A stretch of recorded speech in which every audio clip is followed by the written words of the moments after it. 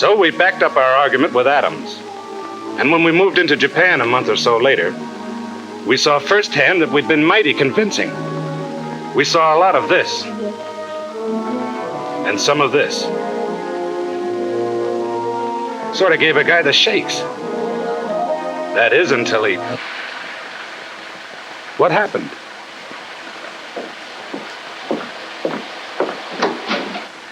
Well, I've got the idea across. I'll have this gizmo fixed in a second. Then put on something easier to take. A rootin' tootin' western, with men fighting it out the old-fashioned way. Yeah, none of that Adam business. Why not? It's our business. You saw what happened in Japan. What if it happened here? What would you men do? Well, that's easy. I'd go see a tailor. Tailor? Sure, have my uniforms altered. Have 'em cut to let my wings out. All God's children's got 'em, you know. I'd take music lessons. On the harp, naturally. Well, Nah, that wouldn't do. I think You tell us. Okay. Come on. Learn and live.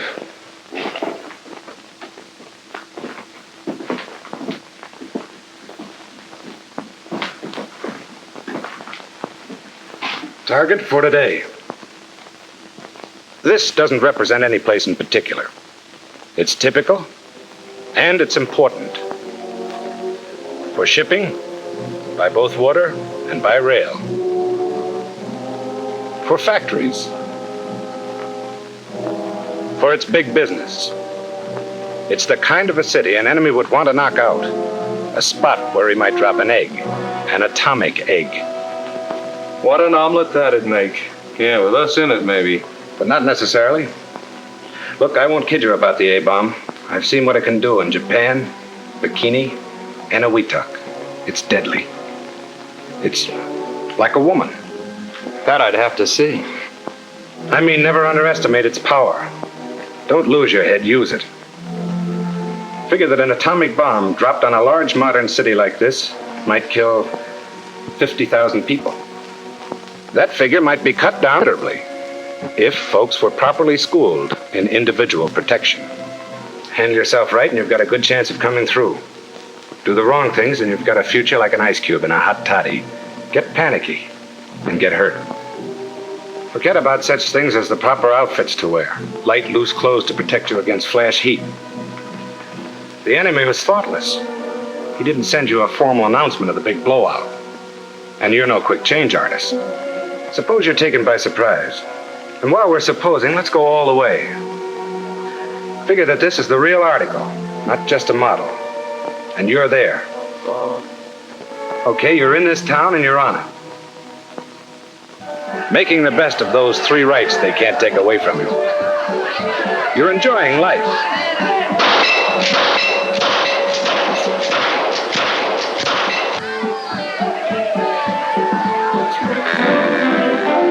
You're enjoying liberty.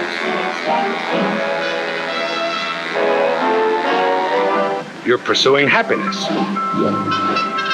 Whatever shape it comes in.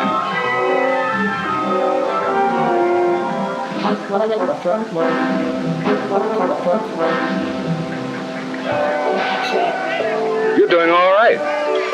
When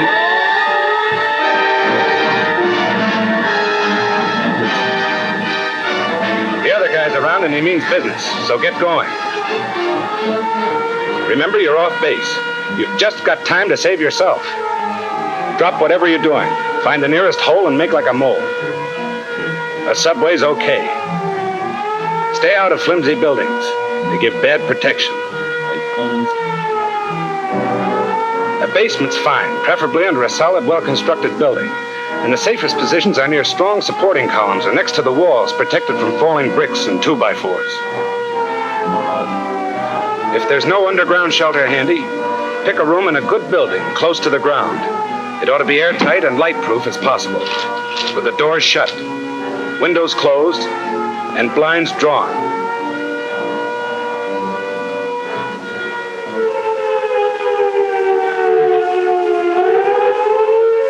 Back in 1940, London survived a terrific blasting from the Nazi bombers. And one of the reasons was that folks did just what I'm telling you now.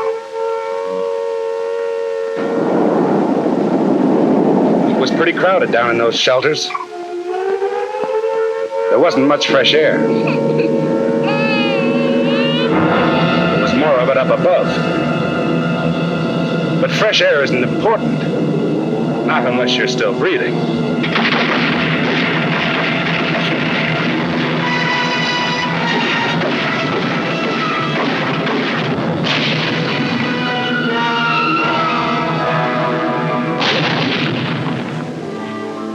Do what those people did, and you're on the right track.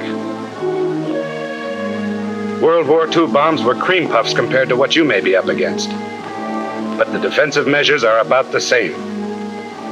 The blast of an ordinary bomb kills and destroys. An A-bomb's kick is much worse. The old horse and buggy bomb was hot stuff. The A-bomb is hotter, so when you get the warning, don't stop to ask what's cooking. It might be you. The big idea, if you've got time enough to swing it, is to shield yourself by thick, strong, heavy material like reinforced concrete from the A-bomb's blast. And heat. Do that, and you'll also be protecting your hide from its radiations. A lot of people, including you men fairly new to the service, got the notion that radiations are like the double whammy turned on by Evil Eye Flegel, the comic strip character. Irresistible, I mean. Well, you're wrong. They're mighty penetrating and deadly, but they can be stopped. Authorities know exactly what it takes. Just what thickness of steel, concrete, or wood will do the trick. But you're no authority. Even if you were, you haven't got your tape measure or calipers with you. Even if you had them, you wouldn't have time to use them. You're just a guy trying to get along. And fast. A heavy wall between you and the source of the blast will cut off most of the radiation barrage. But you don't know where the source will be. And radiations can scatter and bounce off the air the way a basketball bounces off the backboard. What you want, then, is a spot that shields you above and all around. That's if you can find it without wasting time. Comfortable? Not me. I've been figuring I got caught away from any of the shelters. Out in the open.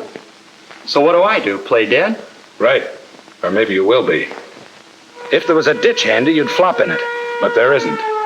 So hit the dirt, like men did in World War II. Lie flat, face down.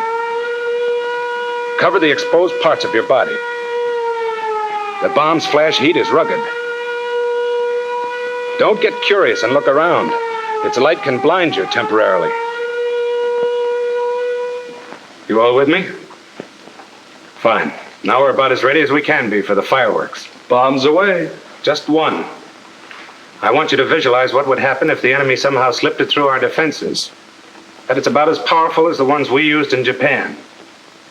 And that he wants it to explode about 2,000 feet above the city. Right about here.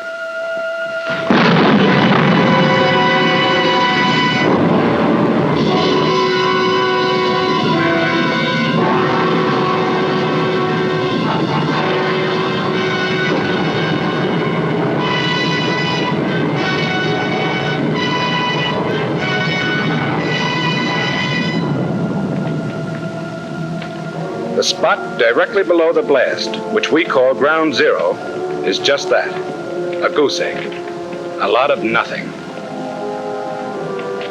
And out to a mile or more, the destruction's terrific, with only a few strong structures surviving.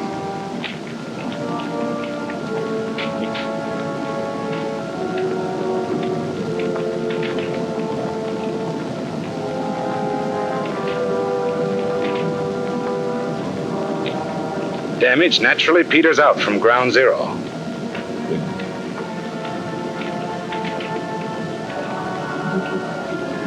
But all big explosions are affected by obstacles such as hills. Behind a hill may be a building that came through okay, while further out in the open will be another that went to pieces.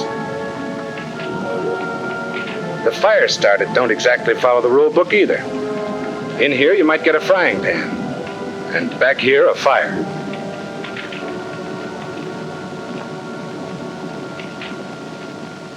I've got a very messy picture.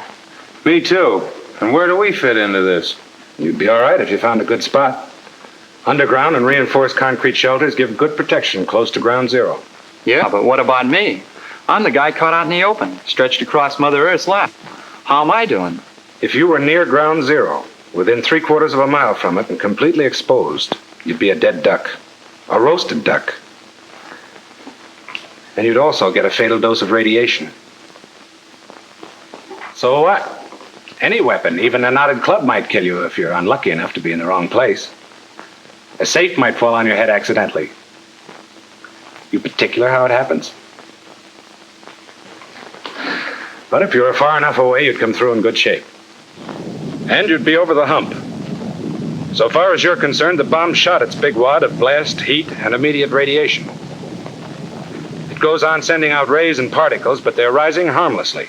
In about 2 minutes after the explosion, the area underneath the burst will be free from dangerous radiation. And you can enter it.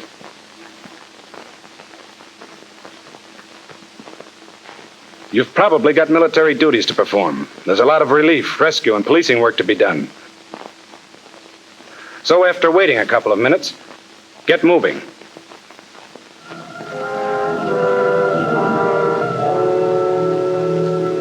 Okay, we survived that one. Now let's put ourselves on the spot again. Use our heads and our imaginations a bit more. Because maybe the enemy decides to set off a submarine bomb. Maybe he sneaked it into the harbor on an innocent-looking freighter and planted it underwater. Authorities figured it'd have to be plenty deep for the bomb to do its worst. We're going to suppose it's deep enough. Now, chances are you wouldn't get any warning about this baby.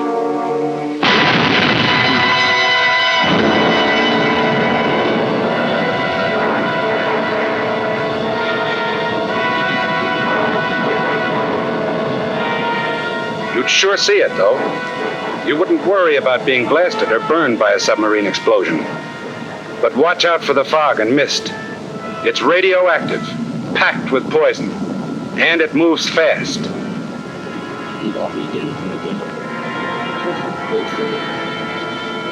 If you saw it advancing on you a mile away, you'd have about 30 seconds to take cover. Make for the nearest entrance, but be orderly about it.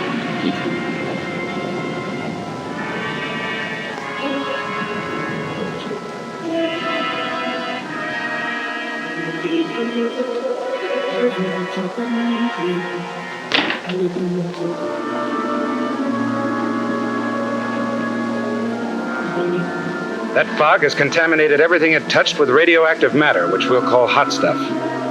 Although it hasn't anything to do with its temperature. Don't be in a hurry to leave your shelter. Wait till the fog disappears. Then wait a bit longer if you can. It cools off a lot the first few minutes after the blast. Gets less dangerous.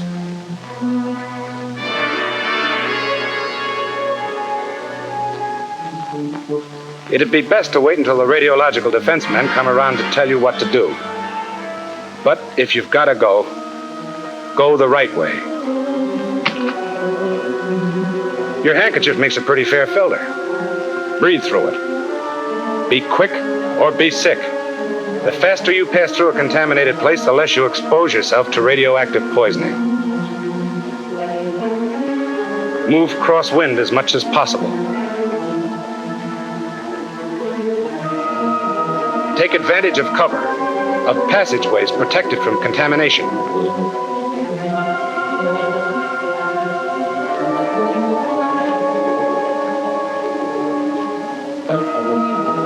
Don't collect souvenirs like watches and coins.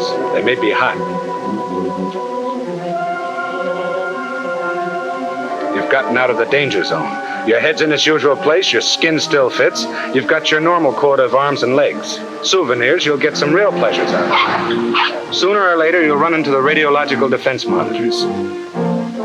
They're the detectives of this atomic business. With their instruments, they examine everything for radiation contamination, including you. If your uniforms are hot, they'll end up same as clothes after a skirmish with a skunk. They'll go to the laundry if they're not too hot. Or if they're too badly contaminated, they'll be buried or dumped at sea. And you'll give yourself the soap and water treatment to remove any radioactive stuff you might have collected. From then on, you'll watch your step. First, report to the nearest military officer or organization for instructions. As soon as they tell you to, rejoin your own organization. Your commander, on the advice of the radiological defense people, will tell you which areas are safe to enter and which aren't. They'll also advise them on the food you eat and the water you drink. You'll be careful about getting radioactive material inside you. You can get there by breathing dust, eating, or through breaks in the skin. You'll be told how to prevent overexposure to the stuff.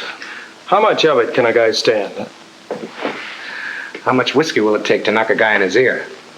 Why, that depends. It sure does. But the defense people can tell you what the safe limits are. And they'll keep checking in order to determine those limits. The odds on you surviving an A-blast depend a lot on you. Okay, Sarge? Right.